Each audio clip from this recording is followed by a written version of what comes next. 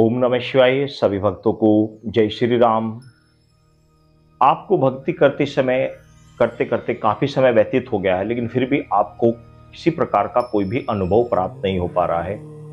इसी तरह का कोई भी अनुभव आपको नहीं हुआ है तो मैं एक ऐसे उपाय आपको बता दे रहा हूं। यदि आपको इन 3 उपायों को आप नहीं करते हैं तो शायद आपको कभी भी शायद कोई भी अनुभव ना हो। किसी भी सिद्धि साधना के लिए ये 3 नियम अति आवश्यक हैं। ये 3 उपाय करने जरूरी होते हैं। दुनिया की आप कोई भी सिद्धि साधना करें, यदि आप इन 3 चीजों पर ध्यान नहीं करते हैं तो आपको सिद्धि साधना में सफलता प्राप्त करना मुश्किल है।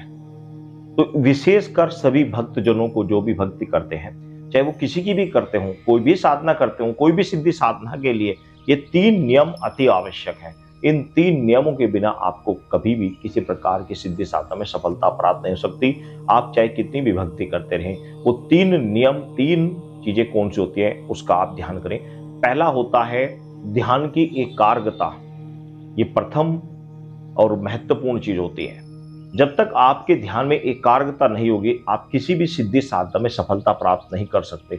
आप चाहे कि नॉर्मल भक्ति भी करते हो तो भी एकाग्रता अति आवश्यक है, क्योंकि एकाग्रता के बिना ईश्वर को इतनी जल्दी नहीं पाया जा सकता।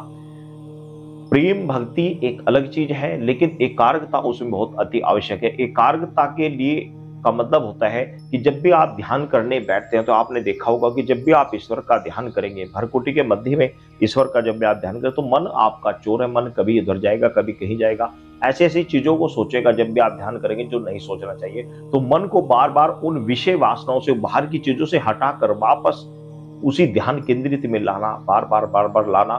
तो जब आप बार बार ध्यान को, अपने मन को बार बार उसी चीज में लाएंगे तो क्या होगा कि आपका ध्यान लगने लगेगा। जब भी आप आंखें बंद कर कर भरकुटी के मध्य में ईश्वर का ध्यान करने की कोशिश करते हैं तो कुछ समय तो दिखता है, लेकिन उसके बाद फिर इधर उधर उजल हो जाता है।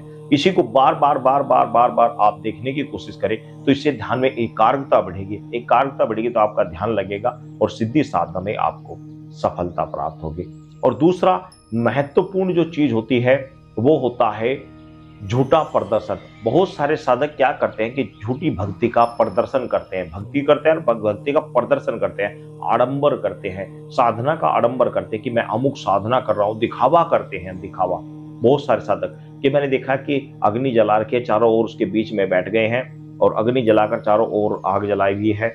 मंत्र जाप उन्हें करना है या नहीं करना है वो तो वो जाने, लेकिन बीच में आडंबर करना, लोगों को दिखाना है कि मैं सिद्धि साधना कर रहा हूं, लोग मुझे पूजे, लोग मेरी तरफ मेरा मान सम्मान करें।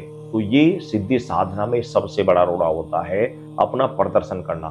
प्रदर्शन कभी नहीं करना चाहिए। आप अपनी भक्ति में क्या कर रहे हैं, क्या नहीं कर रहे, इस बात को दूसरे को नहीं बताना चाहिए। आप जो भी सिद्धि साधना कर रहे हैं अपने गुरु को अवश्य बताइए। गुरु के सानिध्य में रहकर ही आपको कार्य करना चाहिए। आपको उसका आडंबर नहीं करना चाहिए, लोगों में उसका उजागर नहीं करना चाहिए कि मैं अमुक साधना कर रहा हूं, मैं अमुक सिद्धि कर रहा हूं, मैं अमुक जाप करता हूं, मैं इतना जाप करता हूं। आडंबर नहीं करना चाहिए, दिखावा नहीं करना चाहिए। जो वास्तविक है सो है, लेकिन आडंबर ना दिखाएं। बेफजूल का लोगों को अपने आप का प्रदर्शन ना करें। और तीसरा महत्वपूर्ण जो विषय होता है वो ये होता है कि सिद्धि साधना में ब्रह्मचर्य का विशेष महत्व है। जो साधक ब्रह्मचर्य का दिन रात खंडित करते रहते हैं, बार बार ब्रह्मचर्य को खंडित करते हैं, वो सिद्धि साधना में प्रांगत नहीं हो सकते।